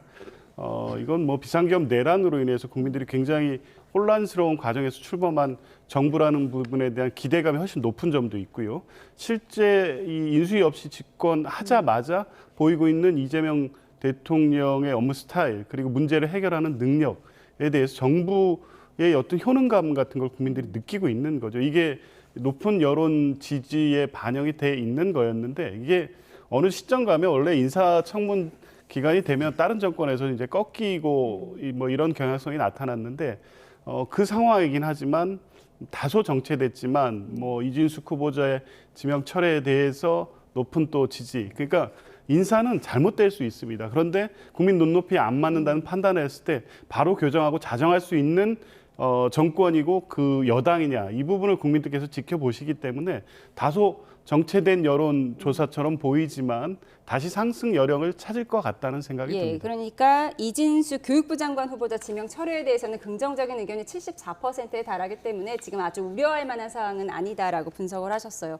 그런데 국민의힘 지지율이 17%로 지금 역대 최저치를 기록했거든요. 해당 조사에서는 어떻게 대응하실 예정이세요? 국민의힘은 지금 팽이들도 제자리에 돌아서 그래요. 이게 지금 어느 방향으로 갈지에 대해서 당원도 그렇고 국민도 그렇고 저 패기가 어디로 갈지 아무도 모르거든요. 계속 돌리기만 하잖아요. 그래서 그것이 안정되는 전당대회 이후에나 아마 지지율을 되찾지 않을까라는 생각이 들고, 지금 사실 이재명 대통령께서는 유념해야 될 부분이 민생회복지원 소비회복 쿠폰 이게 지급됐음에도 불구하고 지지율이 떨어졌다. 이 부분을 좀 유념하셔야 될 겁니다. 지금 민생회복지원금 지급 시즌인데도 불구하고 이런 상황이라 그러면 인사에 관련된 국민적 평가는 약간 뒤따라서 올 거라서 저는 논란이 되고 있는 지금 3-4명의 인사에 대해서도 선별해서 결단을 미리 내려주시는 것이 아마 나중에 국정동력 확보에도 도움이 될 것이다 이렇게 생각합니다. 예, 팽이가 제자리 돌면서 MBS 여론조사 기준 최저치를 기록한 국민의힘 상황을 좀 짚어보겠습니다. 국민의힘 전당대회가 한 달도 채 남지 않은 가운데 한동훈 전 대표가 불출마를 선언했습니다. 네, 기대를 모았던 한동훈 전 대표의 불출마 결정 오늘 발표가 됐는데 앞서 박지원 의원은 한동훈 전 대표가 친동생이면 당대표 도전하라고 할 것이다 이렇게 얘기를 했는데 결국 불출마 결정을 했습니다. 안철수 의원은 상당히 아쉽다라고 얘기했는데 속내는 어떨 거라고 보세요? 예상은 했습니다. 왜냐하면 지금 나오면 당대표 당선 가능성이 높지 않기 때문에 결국 불출마 결정을 할 거라고 봤는데 저는 그게 이제 한동훈 대표의 두고두고 한계로 평가되는 지점일 것 같습니다. 지금은 이 국민의힘이 총체적 위기이고요. 보수 세력 전체의 위기입니다. 스스로 한동훈 대표 스스로 평가하듯이 극우 세력이 국민의힘을 장악하려 하고 있다라는 위기의식은 단순하게 이 국면이 넘어가면 또 새로운 국면이 열리고 그때 본인의 기회가 왔을 때 당대표를 하겠다. 이렇게 안이하게 평가할 수 있는 상황이 아닌 거라는 본인은 알고 있을 겁니다. 그러면 그 상황을 타개할 새로운 리더십을 스스로 만들어야죠. 더군다나 뭐 정치 신인이지만 그렇지도 않지 않습니까? 2024년 7월 전당대회에서 당원들의 압도적 지지로 이미 당대표로 선출된 바가 있습니다. 그때와 지금은 분명히 다르죠. 비상계엄이 있었고요. 국민 총체적 위기로 처한 이 상황에서 이때 지도자라고 하면 혹시라도 당선되지 못하더라도 국민의힘의 어떤 새로운 방향과 혁신의 어떤 진정성을 국민에게 호소하기 위해서라도 출마해서 자기 주장을 펼쳐야 됩니다. 그래야 훗날도 있는 것인데 일단 지금 판에서는 당선 가능성도 없고 본인의 역할이 제한적일 거라는 판단하에 결국 불출마 선언을 한 것으로 보이는데 과연 그런 선택이 새로운 미래를 만들 수 있을까라는 생각이 들고요. 기회가 많지 않은데 중요한 기회를 스스로 걷어찬 게 아닌가 하는 생각이 극우 들었습니다. 세력을 막아야 하는 상황에서 대표 출마를 하지 않은 한동훈 전 대표의 한계를 보여준 것이다라고 평가를 하셨는데 이 와중에 김문수 전 장관 예전 대선 패배의 책임을 윤 전 대통령에게 돌리는 듯한 발언도 했는데 지금은 또 윤 전 대통령이 매우 답답하실 것이다라면서 옹호하는 발언을 했거든요. 어떤 의미라고 보세요? 김문수 후보는 뭐 일관되게 한켠에는 이제 윤 전 대통령에 대한 그런 마음이 있음을 계속 표현해 왔죠. 다만 이제 전당대회 시즌이기 때문에 아마 전략상의 그 근거한 발언일 수도 있고 한동훈 대표께 제가 전 대표께 하나 부탁을 드린다면 어느 누가 당대표가 된다 하더라도 극우 세력이 당을 했다 이런 말씀 안 했으면 좋겠어요. 그러니까 본인 입장에서 나와 생각이 다른다 하더라도 당의 발전을 위해서 지금 장악하려 한다 이렇게 얘기하고 계시지만 나중에 장악했다라는 평가를 하신다면 그거는 사실 당을 위하는 자세가 아니지 않겠는가. 본인이 나오건 안 나오건. 근데 아마 저는 변호사님 말씀하신 것처럼 지금 본인의 정치적인 행보에 비춰보면 지금 당대표로 나와서 지면 타격이 크고 이긴다 하더라도 내년 지방선거에 대한 비전을 보면 크게 밝아 보이지 않는다라고 평가하신 것 같아요. 그래서 보궐선거로 돌리든가 아니면 혹시 있을 나중에 비상대책위원장으로의 행보를 염두에 둔 것이 아닌가. 그건 본인의 정치 행보니까 다 존중을 하는데 당에 대한 평가만큼은 동지애를 갖고 해주시는 것이 어떨까라는 생각을 합니다. 네, 국민의힘 당대표가 누가 될 것인가 그 상황까지 짚어봤고요. 저희가 앞서 영상을 내보내드리는 과정에서 조경태 의원과 장동혁 의원의 이름이 잘못 나갔다는 점 시청자 여러분께 사과드리겠습니다. 지금까지 정치온 조기현 민주당 법률위 부위원장, 윤기찬 국민의힘 법률위 부위원장과 함께했습니다. 고맙습니다.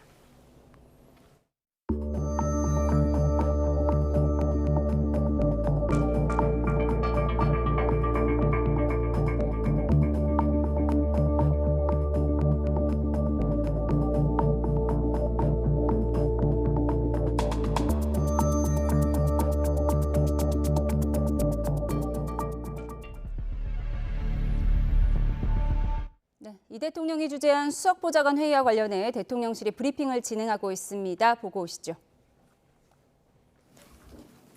대통령 비서실장 강훈식입니다.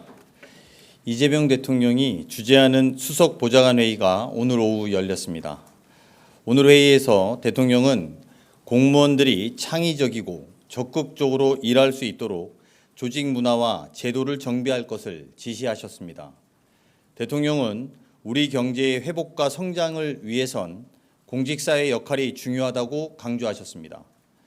정부가 바뀌고 나면 합리적이고 꼭 필요한 행정 집행도 과도한 정책 감사와 수사의 대상이 되는 일이 빈번하다고 말씀하셨습니다.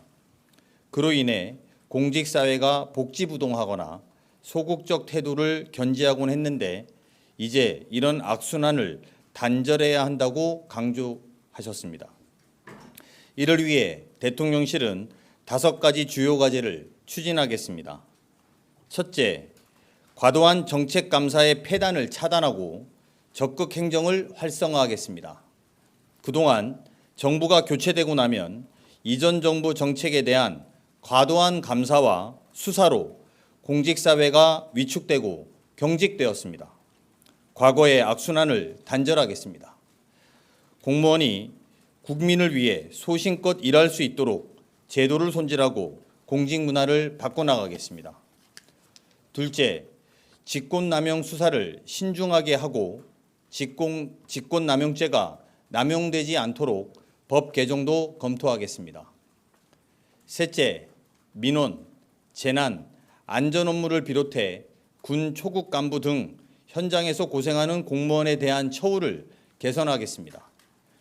민원, 재난 대응과 같은 분야에서 일하시는 분들이 자긍심을 가질 수 있도록 보상을 강화하겠습니다. 넷째, 비효율적인 정부 당직 제도를 전면 개편하겠습니다. 1960년대부터 이어온 당직 제도는 AI 시대에 맞지 않는 옷입니다. 많은 공무원들이 밤새 청사를 지키지 않아도 24시간 국민의 생명과 안전을 지키는데 소홀함이 없도록 업그레이드하겠습니다. 필요한 곳에 필요한 사람이 일하도록 개선하겠습니다. 마지막으로 일 잘하는 공무원에 대한 포상과 승진을 확대하겠습니다. 또한 AI 국가 대전환을 위해 정부의 일하는 방식과 문화를 개선하겠습니다. 공무원 AI 교육도 강화하겠습니다.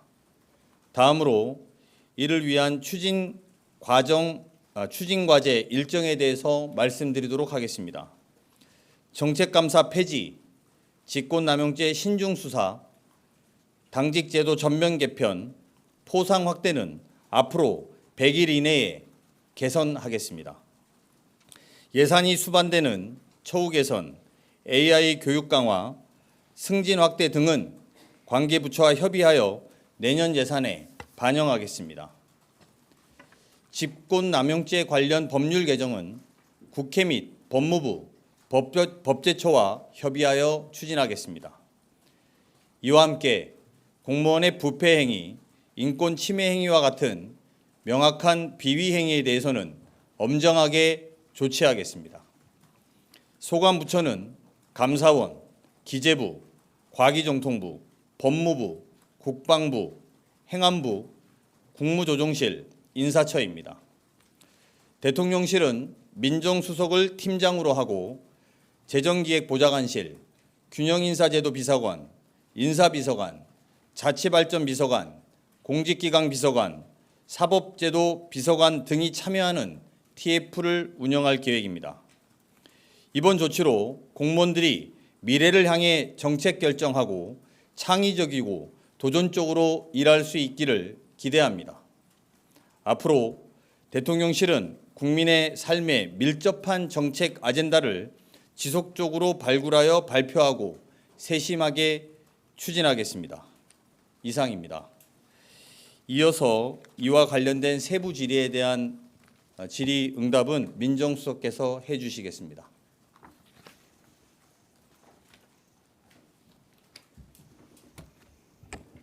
네, 봉국 민정수석입니다. 오늘 말씀하신 공직사회에 활력을 불어넣는 방안에 대해서 질문 있으시면 답변 드리도록 하겠습니다. 네, 수석님 조선비지 이슬기 기자입니다. 조금 전에 실장님 말씀하셨던 부분 중에서 민원이나 재난안전 관련해서 일하시는 공무원분들의 보상을 강화하겠다 말씀하셨는데요. 기억하기로 대통령께서 성남시장으로 일하시던 시절에도 공무원들께서 이제 관련한 민원이나 이런 거를 그 점수를 매겨서 뭐 승진이나 이런 부분에 적극적으로 차용했던 부분이 있던 걸로 기억합니다. 혹시 이런 부분도 같이 검토하시는 건지 궁금합니다.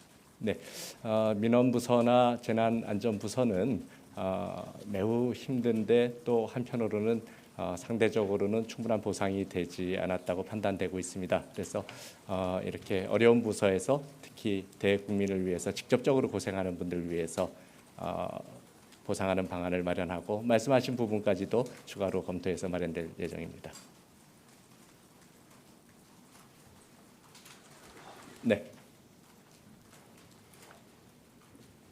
네, 수석님 안녕하세요. 뉴시스 김경록이라고 합니다.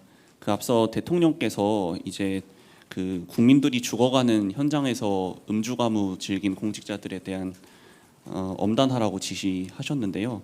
근데 도지사나 시장 같이 선출직 공직자들에 대해서는 어떤 제재가 좀 가능한지 여쭙습니다. 선출직 공무원에 대해서는 별도의 체계를 통해서 여러 가지 감찰 조치가 되는 걸로 알고 있습니다. 오늘 발표된 내용에서도 말씀드린 바와 같이 공직사회가 활력을 가질 수 있도록 저희는 활력 부분에서 노력을 할 예정입니다. 다만 명확한 인권 침해 범죄라든가 명확한 비위 행위 또 부정부패 행위에 대해서는 엄중한 조치도 병행될 예정임을 말씀드린 바 있습니다. 네. 네, 소장님 안녕하세요. 한국일보 우태경 기자입니다. 조금 전에 비서실장께서 정책 감사 단절을 말씀을 하셨는데 이거는 이제 윤석열 정부에서 집행됐던 정책들도 당장 감사를 안 하겠다는 의미인지 여쭤보겠습니다. 특히 뭐 대통령실 이전이나 뭐 이전 정부에서 아쉬웠던 정책들에 대해서 그러면 뭐 돌아볼거나 뭐 감시할 방법은 아예 없어지는 건지도 여쭤보겠습니다. 네. 오늘 대통령님께서도 강조하셨고 또 비서실장께서도 말씀하신 바와 같이 과거의 악순환을 이번에는 단절하겠다라는 의지를 강하게 말씀하셨습니다. 그래서 과거 정책의 결정이라든가 또 정책의 당부 이런 부분에 대해서는 정책 감사를 하지 않는 쪽으로 제도를 개선해 나갈 예정으로 있습니다. 네. 네, 대통령이 주재한 수석 보좌관 회의와 관련해 봉욱 민정수석과 강훈식 비서실장의 브리핑 내용 듣고 오셨습니다. 자세한 내용은 들어오는 대로 추가로 전해드리도록 하겠습니다.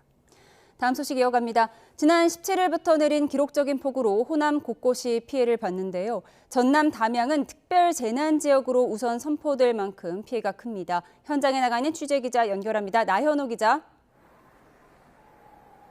네, 전남 담양에 있는 비닐하우스 농가에 나와 있습니다. 네, 비가 그친 지 꽤 지났는데요. 피해 복구 상황 어떻습니까?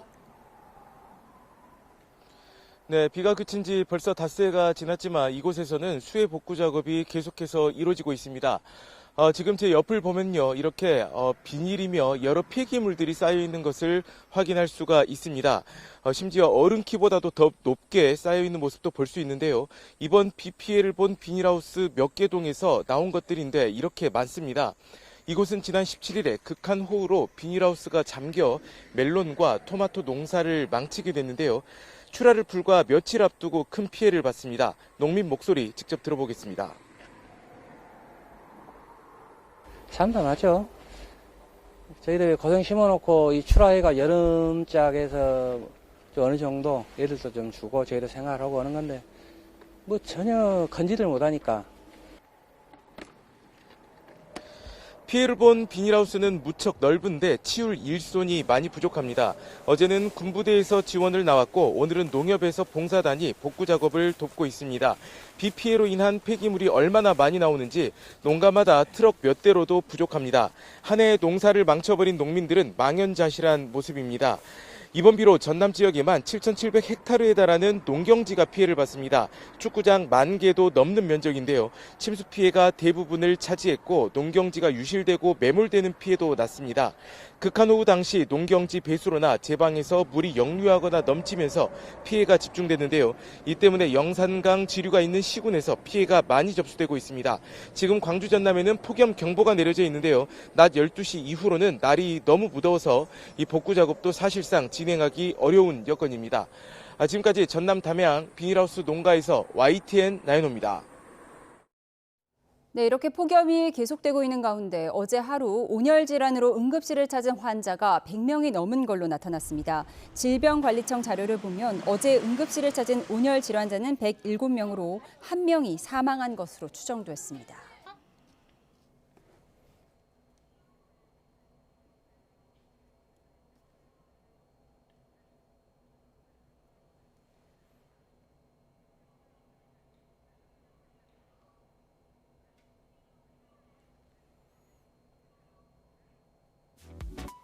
네, 한 백인 여성이 말없이 걷고 있는 장면입니다. 어딘가 좀 어색하죠.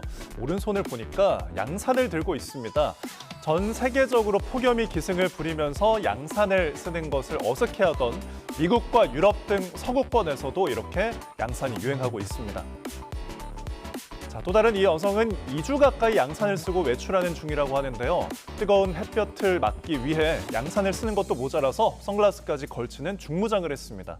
무덥고 맑은 날에 양산을 쓰면 그늘막이 생겨서 시원하고 햇빛으로부터 보호해준다고 말하는데요. 일상으로 자리 잡아야 한다고 강력 추천하고 있습니다. 우산을 쓰고 다니는 여성도 있습니다. 처음엔 이 우산이 어색하다며 주변 사람들의 시선을 의식했는데요. 이내 길가에서 똑같이 우산 쓴 사람을 보자 친구라며 안도하기도 합니다. 자, 이런 양산 챌린지 영상들 요즘 SNS에서 쉽게 접할 수가 있는데요. 해외 네티즌들은 한국 사람들이 모두 양산을 쓰는 게 이해가 된다. 양산에 돈을 쓰면 피부암 치료비를 아낄 수 있다. 부끄러움을 펼쳐내니 훨씬 시원해졌다는 등 양산의 장점에 공감하고 있습니다. 자, 지금 보시는 이 사진은 이틀 전쯤 올라온 한 SNS 게시물입니다. 이 카드를 보니까 충남 청양군에 살고 있는 것 같고요. 민생회복 소비 쿠폰을 발급받은 뒤 감사의 대한민국이라고 인증한 평범해 보이는 게시물인데요. 아래 댓글이 600개 넘게 달렸습니다. 무슨 일이 있었던 걸까요? 댓글창을 보니 세금 한 푼 안 내는 외국인이 소비 쿠폰을 받았다. 외국인이 저렇게 받아가는 게 맞는다고 생각하나 똠양꿍 같은 음식에 빗대 동남아시아 출신의 비하하는 단어를 쓰는 것도 서슴지 않습니다. 계정 주인이 외국인이라는 점을 문제 삼는 겁니다. 자, 그런데 알고 보니 이 여성 지난 2월에 우리나라로 귀화한 어엿한 한국인이었습니다. 일부 댓글에서는 또 소비 쿠폰을 85만 원이나 받은 점을 지적했는데요. 본인과 남편, 아이 이렇게 세 식구가 기초생활수급자에게 지급된 45만 원과 함께 인구 소멸 지역인 충남 청양군 주민에게 나오는 20만 원 쿠폰을 2장 받은 것으로 보입니다. 이 여성을 비난하는 댓글만 있는 건 아니었습니다. 일부 누리꾼들은 인구 소멸 지역에서 아이나 키우는데 비난받을 이유가 없다. 비난하는 댓글은 무시하고 맛있는 거 사 드시라며 응원하는 댓글을 남기기도 했습니다. 그런데 일부 댓글들의 주장처럼 정말 외국인 모두에게 소비 쿠폰이 발급된 걸까요? 결론만 말씀드리면 그렇진 않습니다. 소득세와 지방세, 사회보험료를 낸 결혼 이민자나 난민 인정자의 경우에는 소비 쿠폰을 받을 수 있지만 이외 외국인은 원칙적으로 발급받을 수 없습니다.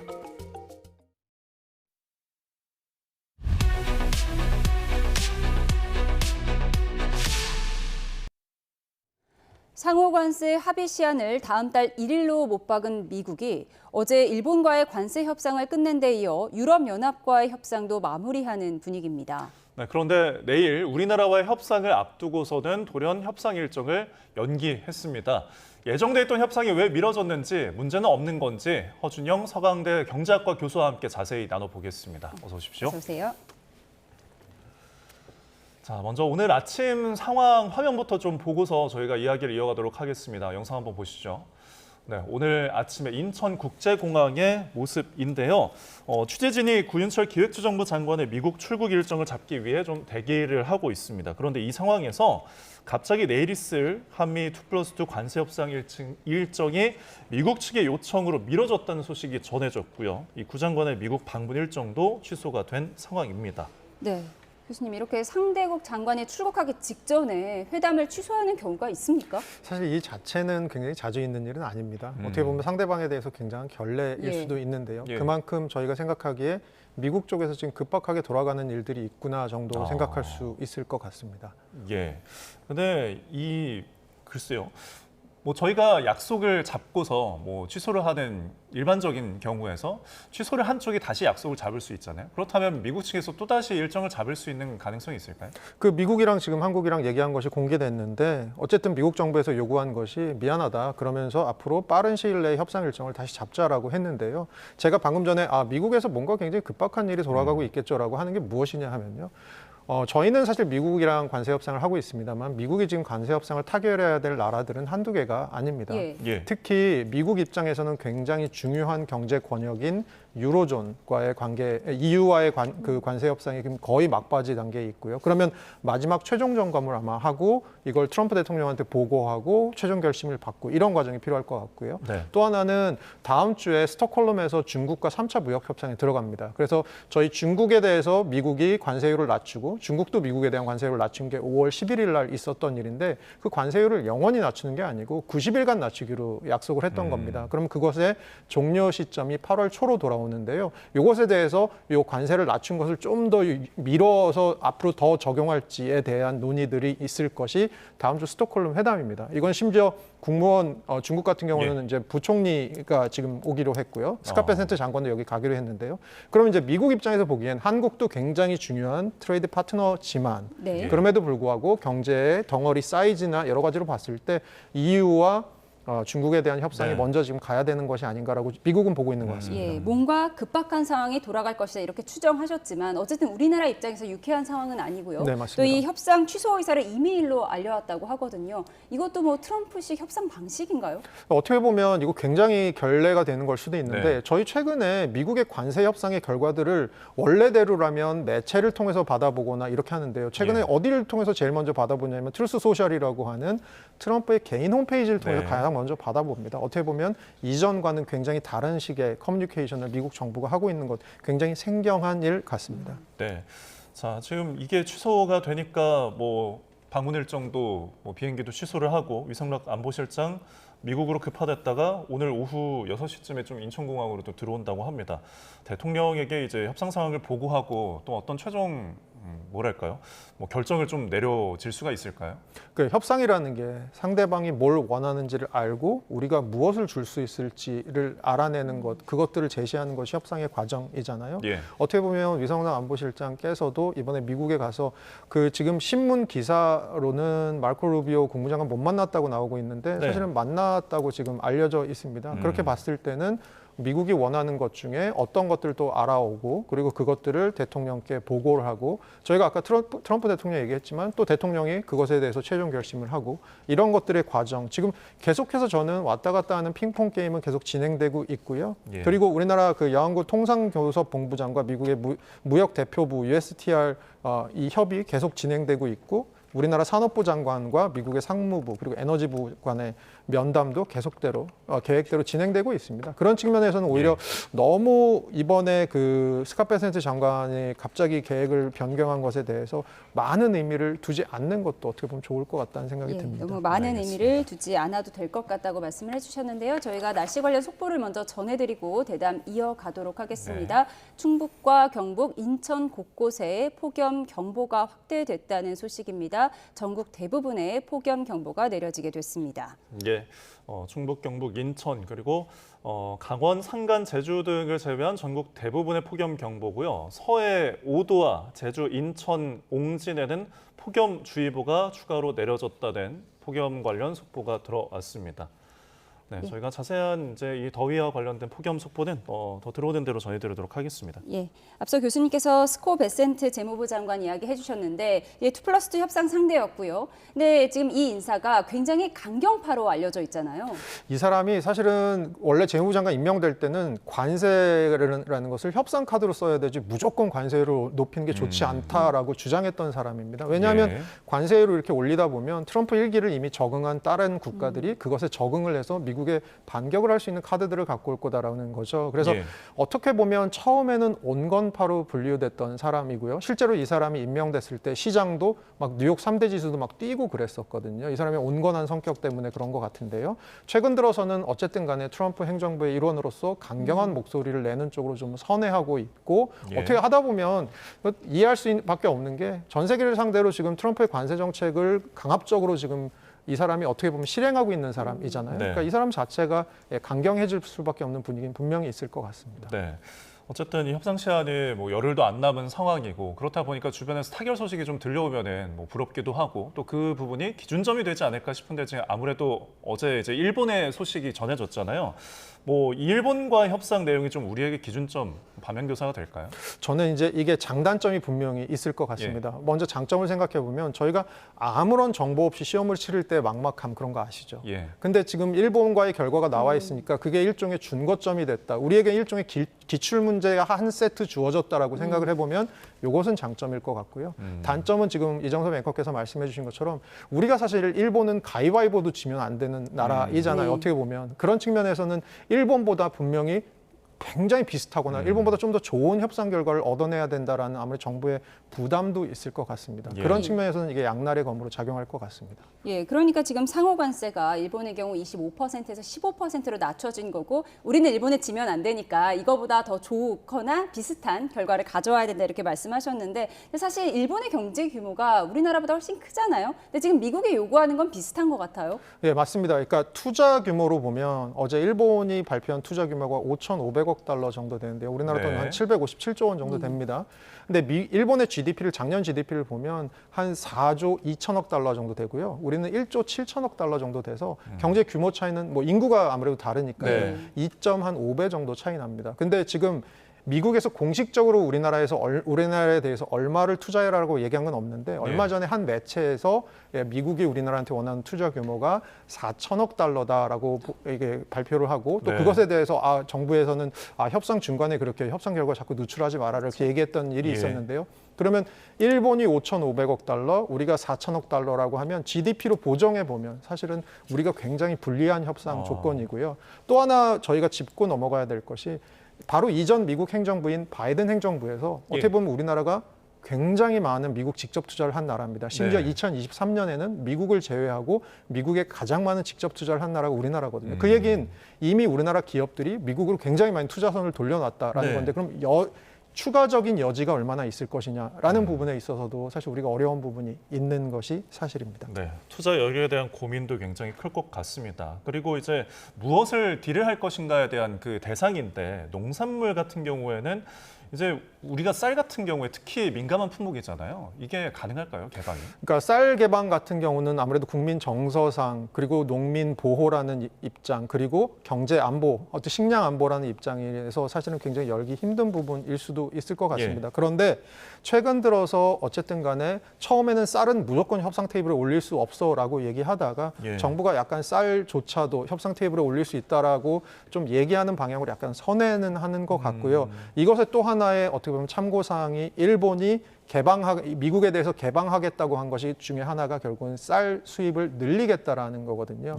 근데 우리는 지금 쌀에 대해서 사실 제도적으로 보면 약간 어려운 부분도 현실적으로 있습니다. 왜냐하면 쌀에 대해서 5개 나라 정도, 뭐 미국이나 베트남 같은 나라에 대해서 쿼터제를 두고 거기에만 좀 관세를 저율로 매기고 그걸 넘어가는 부분에 대해서는 한 500% 넘는 관세를 매기고 있거든요. 근데 요 쿼터제를 미국 포션을 좀 늘리려면 요 나라들을 다 지금 협상해갖고 다 동의를 받아내야 됩니다. 이런 것들이 현실적으로 어려운 부분이 있어서 좀 어려운 부분도 있고요. 한편으로는 저희 사과 같은 작물 같은 걸 생각해 보면 검역 조치가 외국에서 막 병충해가 같이 묻어 들어올까 이런 것 때문에 검역을 한 8단계 정도로 하고 있는데 미국이 우리나라 사과 좀 한국이 사다 쓰게 해주라고 얘기한 게 벌써 한 33년 정도 됐습니다. 그럼에도 불구하고 지금 검역 단계 8단계 중에 3단계 통과했거든요. 요거 이면에는 뭐가 있냐면 우리나라 이제 사과 재배 농민들에 대한 보호, 아무래도 국민 감정 이런 것들이 있는 것 같습니다. 결국은 정부에서 얼마나 이런 것들에 대해서 설득을 해낼 수 있는지 이런 부분들이 굉장히 중요한 포인트가 있습니다. 그러니까 쌀 수입을 늘리는 것이 우리나라와 일본에서 느끼는 감정이 다르고 그런 만큼 우리나라가 쌀 시장을 지켜야 하는 이유가 더 크다라고 말씀을 해주신 것 같습니다. 그렇다면 우리도 어떤 협상 카드가 있어야 하잖아요. 이 부분은 양보할 수 있다 이런 카드가 있을까요? 우리가 지금까지 계속해서 얘기해오던 거 하나는 LNG를 원래 우리가 이제 중동산도 많이 사다 쓰고 있었는데 요거는 약간 미국산이 가격도 괜찮고 그래서 LNG 수입은 좀 더 늘릴 수 있는 부분이 있다라고 생각했던 부분이 있고요. 그 다음에 또 하나가 조선업 같은 경우는 사실 미국이 지금 너무 하고 싶은데 그동안 너무 안 했습니다. 그래서 인력도 없고 인프라도 거의 없는 상황이고요. 이런 상황에서 조선 제일 잘하는 나라가 어디 있지라고 보니까 한국이 있었습니다. 그런 측면에서 한국과의 협력을 분명히 요구할 거다. 이 부분에 대해서도 얘기를 할 건데요. 이런 것들이 우리나라가 할 수 있는 협상 카드였을 거라고 저는 보고 있습니다.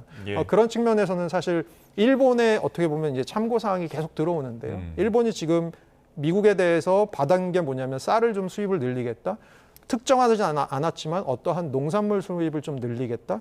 자동차, 미국산 자동차나 픽업 트럭 같은 거 수입을 좀 늘리겠다라고 하는 부분인데요. 우리나라도 어떻게 보면 이런 것들을 좀 참고 삼을 수는 있을 것 같습니다. 그런데 미국산 자동차는 어차피 일본에서 인기가 좀 없잖아요.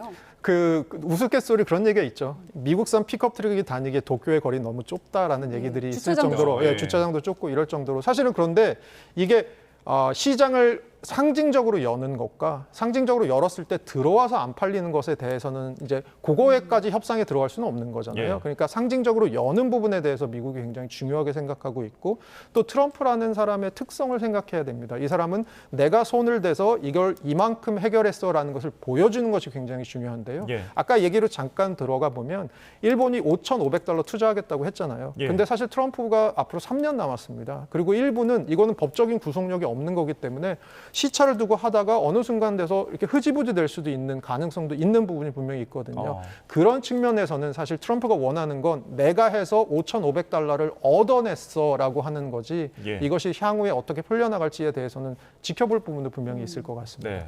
그런데 저희 자동차 얘기를 좀 더 해보면은 미국의 자동차를 수입하는 것과 또 우리의 자동차를 미국에 수출하는 것 좀 다른 관점에서 볼 필요가 있을 것 같은데 지금 뭐 당장 현대차 같은 경우에 2분기 영업이익이 15% 이상 감소한 것으로 나타났는데 이게 관세 여파가 아닐지 좀 이런 의문이 있거든요.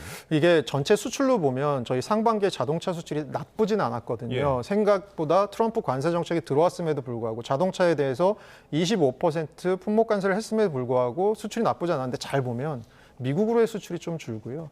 유럽으로의 수출이 좀 늘었었습니다. 그런 측면이 있는데요. 그러면 이제 앵커께서 하신 말씀으로 돌아가 보면 결국 대미 수출에는 분명히 영향이 있는 것 같습니다. 근데 사실은 오늘 관세가 들어온 것과 일본 관세 타결된 것과 같이 생각해 보면 중요한 게 뭐냐면 우리는 원래 미국과 FTA 체결국입니다. 원래는 자동차 관세가 0이었어요. 이게 지금 25가 된 거고요. 일본은 원래 미국에 수출할 때 관세를 2.5% 물고 있었습니다. 요게 이제 27.5가 됐다가 요번에 25% 절반으로 줄여서 12.5, 원래 2.5도에서 15가 된 거거든요. 그런 측면에서는 우리는 어떻게 보면 일본만큼의 결과를 얻어낸다면 15% 관세를 얻어내야 되는 게 아니고 자동차 관세를 12.5를 얻어내야 되는 상황일 수도 있습니다. 그런 측면에서 사실 우리 기업들의 수출 경쟁력, 특히 미국 시장에서의 가격 경쟁력 같은 것이 일본과의 경합도가 워낙 높은 산업이기 때문에 일본을 참조해서 우리가 어느 정도의 상대적인 관세율을 얻어내는지 이게 향후에 너무 중요한 일이 될 것 같습니다. 네, 급격하게 돌아가고 있는 관세 협상 이야기들 좀 나눠봤습니다. 지금까지 허준영 서강대 경제학과 교수와 함께했습니다. 오늘 말씀 고맙습니다. 고맙습니다.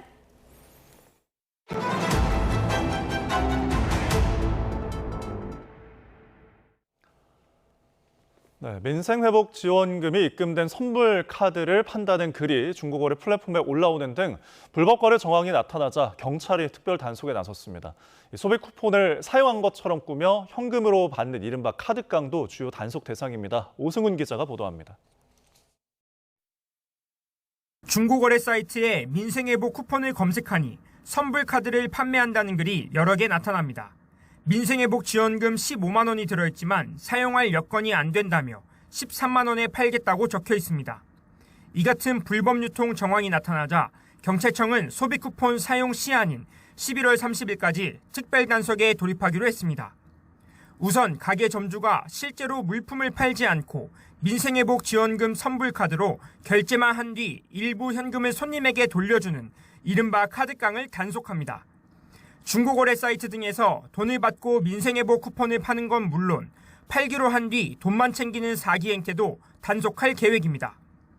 각 시도경찰청 사이버수사대와 반부패 경제범죄수사대 등이 특별 단속을 맡고 필요한 경우 일선 경찰서 전문 수사 인력까지 투입할 예정입니다. 경찰청은 범죄 행위로 얻은 수익금도 끝까지 추적해 기소 전 몰수 추징 보전으로 환수하겠다고 밝혔습니다. YTN 오승훈입니다. 네, 비상장 주식을 곧 상장될 것처럼 속여 투자자들에게 수억 원을 가로챈 일당이 경찰에 붙잡혔습니다. 이들은 피해자들을 속이기 위해 증권사 직원을 사칭하고 한국거래소 문건까지 위조한 것으로 드러났습니다. 김기수 기자입니다. 현관문이 열리자 문 옆에 대기하고 있던 경찰들이 순식간에 안으로 들이닥칩니다. 집안에선 범행에 사용된 PC 여러 대와 휴대전화 등이 발견됩니다. 상장 가능성이 없는 비상장 주식을 곧 상장될 것처럼 속여 투자자들로부터 수억 원을 가로챈 일당이 검거되는 장면입니다. 경찰에 붙잡힌 일당은 모두 20명. 지난해 5월부터 1년여 동안 총책과 관리책, 모집책 등으로 역할을 나눠 범행을 저질렀는데 피해자만 62명, 범죄 수익금만 16억 원에 달합니다. 경찰은 검거한 일당 가운데 범행 가담 정도가 큰 총책 등 12명을 구속했습니다. 이들은 피해자와 먼저 친분을 쌓은 뒤 가짜 투자 SNS 단체방에 초대했습니다. 단체방에서는 일부 조직원이 큰 수익을 본 것처럼 행세하며 투자를 유도했습니다. 어느 정도 관계가 무르익으면 내가 뭐 증권 전문가다 뭐 이런 식으로 해서 뭐 주식에 관심이 있는 사람들은 이 단체방에 따로 초대할 테니까 와라 이런 식으로 해서 이제 자기들 사기범들의 그 단체방 거기다가 초대를 하는 겁니다. 그래서. 또 초기에는 소액 수익을 일부 돌려주며 신뢰를 쌓았고 증권사 직원을 사칭하며 위조한 한국거래소 문건까지 보여준 것으로 확인됐습니다. 수익을 이제 조금 많이는 안 내도 조금을 내줘요. 그게 그래갖고 그거를 이제 믿게끔 만들어요. 그러면서 이제 조금만 더 투자해라 해갖고. 이들은 경찰의 추적을 피하려고 사무실을 옮겨 다녔지만 범죄 수익금을 세탁하는 과정에서 덜미가 잡혔습니다. 경찰은 고수익을 보장하며 투자를 권유할 경우 반드시 정상적인 업체인지 확인해야 한다고 당부했습니다. YTN 김규수입니다. 서울경찰청 금융범죄수사대는 오늘 방시혁 하이브 의장의 부정거래 혐의와 관련해 서울 용산구 하이브 본사 등에 대한 압수수색에 나섰습니다. 방시혁 의장은 지난 2019년 당시 빅히트 엔터테인먼트 상장이 늦어질 것처럼 주주들을 속여 가지고 있던 지분을 사모펀드에 팔게 했다는 의혹을 받고 있습니다. 경찰은 이후 방 의장이 사모펀드와 매각 차익의 30%를 넘겨받기로 하는 계약을 비공개로 맺었고 지난 2020년 실제 상장 이후 막대한 부당이득을 챙겼다고 의심하고 있습니다. 여름 철새인 두견이가 우리나라를 떠나 겨울을 나기 위해 아프리카까지 이동하는 경로가 처음으로 확인됐습니다. 환경부 소속 국립새울자원관은 생물자원관은 지난해 우리나라에서 번식한 여름 철새 두견이가 아프리카 모잠비크까지 이동해 겨울을 보낸 뒤 다시 돌아오는 2만 7천여 킬로미터의 경로를 세계 최초로 확인했다고 밝혔습니다. 지난해 5월 제주도에서 위치 추적 발신기를 부착했던 두견이는 중국과 인도, 스리랑카를 거쳐 12월 초 아프리카 대륙에 도착했고 이후 올해 6월 다시 제주도로 돌아왔습니다. 나날이 폭염특보가 확대 강화되면서 이제 서울을 포함한 전국 대부분 지역에 폭염경보가 내려졌습니다. 내일은 오늘보다 기온이 더 오르겠고요. 가마솥 같은 더위가 기승을 부리겠습니다. 우선 밤사이 대부분 지역에서 열대야가 나타나겠습니다. 서울과 강릉의 최저기온이 27도 이상을 유지하겠고 체감온도는 29도에 달하겠습니다. 한낮 기온은 서울 37도, 대전 37도, 광주 36도 등 서쪽 지역을 중심으로 심한 더위가 이어지겠습니다. 내일도 하늘은 맑겠고 자외선이 매우 강하겠습니다. 제주도는 오후부터 바람이 강해지겠고요. 제주 해안과 남해안에서는 높은 파도가 밀려들겠습니다. 특히 해수면이 더욱 높아지는 기간인 만큼 만조 때는 해안가 안전사고에 주의하셔야겠습니다. 모레는 서울 기온이 38도까지 오르는 등 서쪽 지역의 더위가 절정에 달하겠습니다. 주말과 휴일에 내륙 지역은 대체로 맑은 날씨가 이어지겠고요. 제주도에는 비바람이 불겠습니다. 날씨였습니다. 목요일 뉴스온 마치겠습니다. 함께해 주신 여러분 고맙습니다.